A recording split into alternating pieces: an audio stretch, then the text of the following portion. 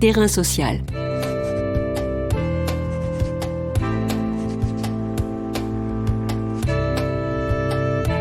Hugues Chevarin. Bérengère Stassin. Bérengère Stassin est maîtresse de conférences en sciences de l'information et de la communication à l'Université de Lorraine et membre du Centre de recherche sur les médiations. En 2020, 3119 faits constatés de harcèlement, menaces et cyberharcèlement visant des mineurs ont été enregistrés en France, soit une augmentation de 30% par rapport à 2019, selon le journal Le Monde, daté du 12 mars 2021. Si le confinement explique pour une part cette augmentation, il est nécessaire de s'interroger sur les raisons profondes du harcèlement et de sa variante numérique, le cyberharcèlement. Quelle forme, quel contour prend la cyberviolence? Connaît-elle des limites? Est-on suffisamment armé pour y faire face? Comment apprend-on aux plus jeunes à n'en être pas les victimes? Terrain social, aujourd'hui, se demande comment l'on reconnaît le sans-visage de la cyberviolence. Terrain social. Bonjour Bérengère Stassin. Bonjour. L'annonce par Marlène Schiappa, la création d'un comité de parents pour lutter contre le harcèlement scolaire suite à la mort de la jeune Alisha, dont l'objectif est, je cite, de mieux outiller les parents contre ce fléau, cela ne montre-t-il pas qu'en 2021, la France accuse un retard considérable dans le traitement du harcèlement, de même que dans sa version numérique, le cyberharcèlement?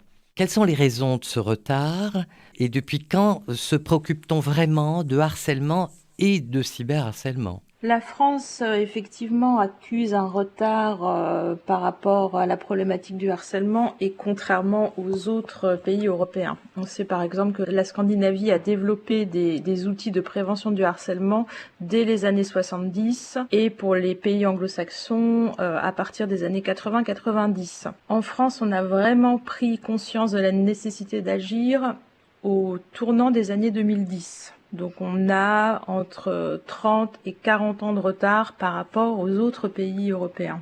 Alors cette prise de conscience, elle s'est expliquée par différents phénomènes. Les premières enquêtes de victimation qui ont été menées par Éric Debarbieu en milieu scolaire et qui ont révélé que environ 6 à 10% des élèves étaient harcelés chaque année. En 2013, on a pris conscience que le harcèlement scolaire, la violence entre pairs sortait désormais de l'école par le biais des réseaux sociaux, des smartphones, etc. Et l'année 2013 est surtout marquée par le suicide de 2 adolescents, Marion et Mathéo, qui se suicident à quelques jours d'intervalle pour des raisons de harcèlement et dans le cas de Marion également de cyberharcèlement puisqu'elle était harcelée à l'école et également sur Facebook. Dans son rapport, le député Erwan Balanant, livré en octobre 2020, dit « L'éducation nationale a pris l'ampleur du phénomène du harcèlement scolaire, mais on voit que tout ce qu'on a gagné à l'école par des professeurs mieux formés, on l'a perdu sur le numérique. Et on a aujourd'hui en ligne des pratiques terribles qui sont compliquées à gérer pour les familles. Quelles différentes formes prend le cyberharcèlement ? » Donc dans les formes on va plutôt parler de cyberviolence que de cyberharcèlement puisque c'est vrai que définir une violence comme harcèlement nécessite on va dire remplir un certain nombre de critères, mais en tout cas pour la cyberviolence, qu'elle soit entre adolescents ou entre adultes, parce que c'est vrai que on focalise souvent sur le cyberharcèlement et la cyberviolence à l'école, mais l'école n'est que le reflet de la société et ce qu'il se passe sur les smartphones des ados se passe aussi de la même manière sur les smartphones des adultes. En termes de typologie, on peut tout d'abord parler de choses très spécifiques au numérique, telles que l'usurpation d'identité, le piratage de messagerie, qui va consister à se faire passer pour quelqu'un pour envoyer à sa place des contenus compromettants. On retrouve la violence verbale ou psychologique, qui est faite d'insultes, de moqueries, de rumeurs, de menaces, et qui est donc envoyée par SMS ou via les réseaux sociaux. On retrouve également une médiatisation de la violence physique, donc ce sont des scènes d'agression ou des agressions qui sont filmées, généralement qui sont filmées afin d'être diffusées et partagées en ligne. Et là, on retrouve un peu ce qui est, on va dire, le fléau des collèges et des lycées, c'est les actes de pornodivulgation et de diffusion d'images intimes sans le consentement de la personne qu'elles représentent. C'est ce que les anglo-saxons nomment le revenge porn. parce que même si la pornodivulgation ne touche pas beaucoup d'élèves et qu'il y a peu d'élèves qui s'adonnent à ce qu'on appelle le sexting, le fait de prendre des photos intimes pour son petit copain ou pour sa petite copine, et le fait que ces photos soient ensuite diffusées en ligne à des fins de vengeance ou pour nuire à la réputation des personnes. Donc en termes de chiffres, on a peu d'élèves qui s'adonnent à la pratique, mais on sait qu'à partir du moment où les photos sont publiées une fois sur un compte Snapchat ou sur Twitter, elles vont circuler. Elles vont être partagées, likées, retweetées, et de très très très très nombreuses personnes vont en prendre connaissance. Ces photos sortent souvent du collège ou du lycée, font le tour de la ville, et cela a vraiment des conséquences terribles pour les jeunes filles qui en sont victimes. Je dis les jeunes filles, on sait que des jeunes hommes ou des hommes peuvent en être victimes. On a bien vu cela l'année dernière avec l'affaire Benjamin Griveaux, mais statistiquement, ça touche quand même dans 90% des cas des jeunes filles ou des femmes. Cette cyberviolence et dans sa forme du cyberharcèlement, c'est une violence qui n'a pas de frontières physiques.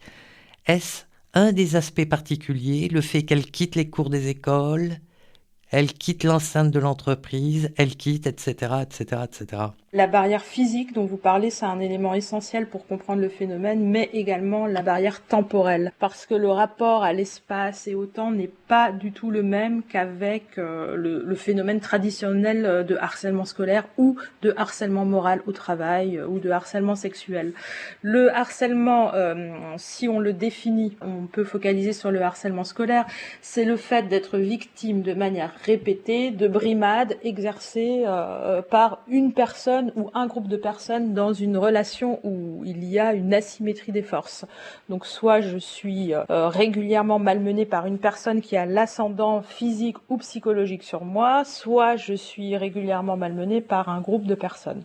Ce qui est souvent le cas à l'école, le harcèlement, ça reste avant tout un phénomène de groupe. Donc cette asymétrie des forces, on la retrouve sur le web, à partir du moment où un contenu est publié, on sait très bien qu'il sera vu par de nombreuses personnes, mais la répétition, elle est plus difficile à appréhender parce qu'une personne qui va publier une photo une seule fois, donc commettre un acte de cyberviolence ponctuelle, peut participer d'un phénomène de harcèlement. Et ce phénomène, il va se développer par le fait que de nombreuses personnes vont liker ou retweeter le contenu. Donc finalement, la répétition, elle vient de la fragmentation des actions que permettent les réseaux sociaux. Et comment la loi qualifie-t-elle ces pratiques ? La loi d'août 2018 va désormais qualifier ce phénomène groupal de harcèlement de meute pour bien faire comprendre aux gens que liker une fois un contenu compromettant ou insultant peut nous faire devenir harceleurs si d'autres personnes parallèlement ont liké ou partagé le même contenu. L'autre aspect à prendre en compte, et c'est bien là que les choses nous échappent, c'est,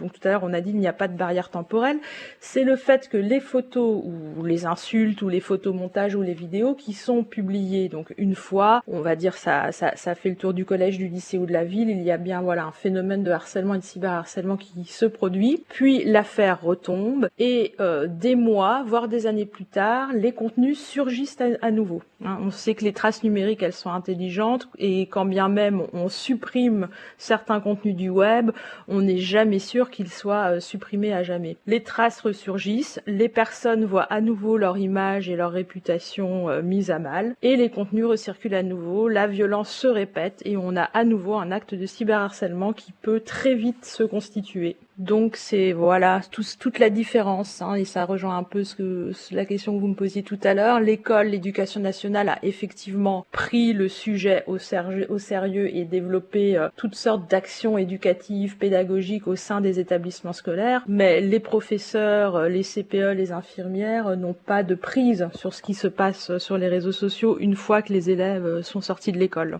Quelles solutions pour endiguer cette cyberviolence au niveau de l'institution et des personnels, mais aussi auprès des enfants qui en sont les victimes ?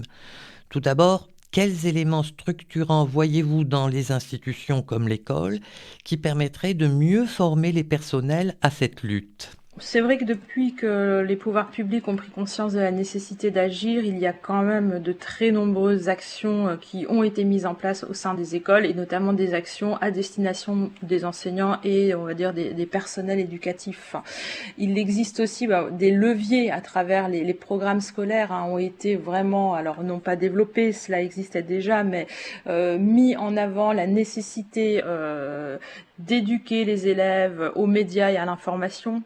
C'est donc ce grand programme qu'on appelle l'EMI, l'éducation aux médias et à l'information, dont on pourrait penser qu'il consiste essentiellement à éduquer aux médias de masse et à l'information journalistique pour aider les élèves à lutter contre les fake news, les théories du complot ou encore les rumeurs.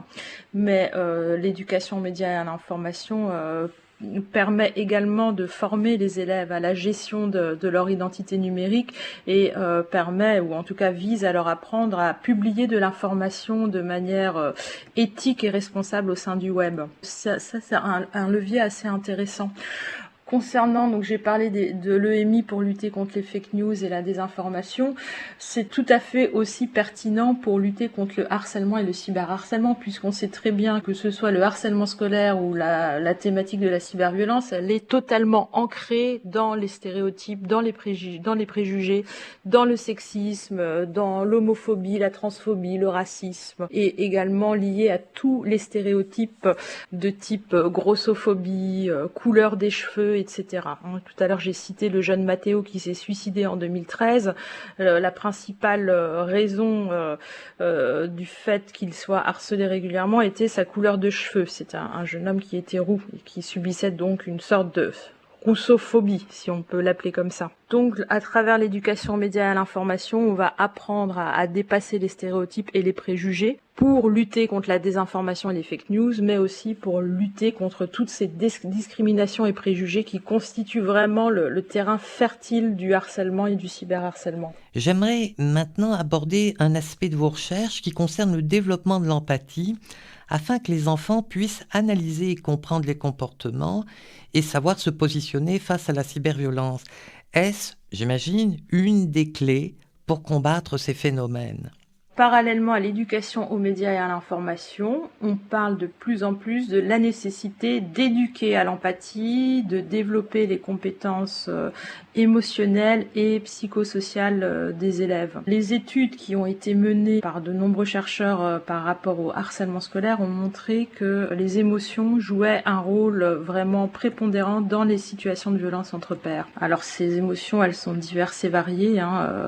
On peut tout d'abord citer le fait que certaines personnes s'adonnant au harcèlement de leurs camarades manquent d'empathie. Donc, ce sont des personnes qui ne réussissent pas à se mettre à la place des autres. On parle aussi d'une émotion très forte et qui traverse de nombreux adolescents, c'est la peur. Alors la peur, elle est multiple. Ça peut être la peur de se faire rejeter par le groupe de pairs si on prend la défense d'une personne. La peur d'être harcelé à son tour si on dénonce les faits de harcèlement, la peur quand on est victime des représailles, mais également de décevoir ses parents, la culpabilité, la honte également. Donc toutes ces émotions sont vraiment importantes pour comprendre le phénomène de harcèlement, et ce sont des émotions qu'on retrouve également en ligne, puisque souvent quand on like les contenus compromettants qui circulent à l'égard d'un camarade, c'est également sous le coup de l'émotion, pour faire comme les autres, mais également parfois tout simplement pour rire. On mesure pas nécessairement l'impact que un seul clic ou un seul like peut avoir sur la vie d'une personne. Et puis la question de l'empathie, elle est aussi très importante par rapport à la notion d'écran. Et donc c'est une chercheuse qui s'appelle Catherine Blaya qui l'a bien montré dans ses travaux sur la cyberviolence. L'empathie diminue quand on est en ligne. On n'a pas accès au visage de la personne, donc on n'a pas accès à ses émotions. Donc cela peut favoriser le passage à l'acte numérique, si on peut dire ainsi. Donc développer les compétences émotionnelles des élèves, leur apprendre apprendre à se mettre à la place des autres, mais également à exprimer, à verbaliser leurs émotions. Ça semble aussi un levier très intéressant. Couplé à l'éducation aux médias et à l'information, à l'enseignement moral et civique qui vise justement à lutter contre la discrimination, qui a également une dimension fortement émotionnelle, on peut petit à petit proposer des choses aux élèves et aux enseignants en allant en ce sens. Ne pensez-vous pas que pour éviter d'être victimisé, cela passe aussi par le développement de l'estime de soi ? Je sais qu'une psychologue très engagée dans la lutte contre le harcèlement scolaire, qui se nomme Catherine Verdier, avait proposé le modèle des 3 E. E comme empathie, émotion et estime de soi. Oui, l'estime de soi, c'est également bien évidemment un des aspects des compétences psychosociales.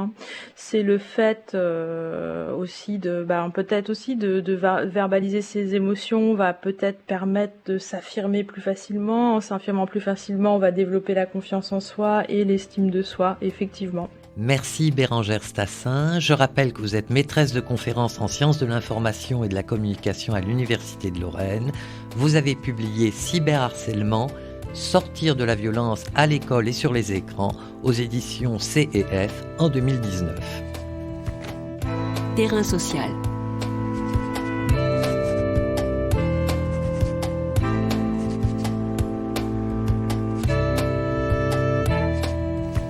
Tous les podcasts du chantier sont à retrouver sur lechantier.radio et sur les plateformes d'écoute.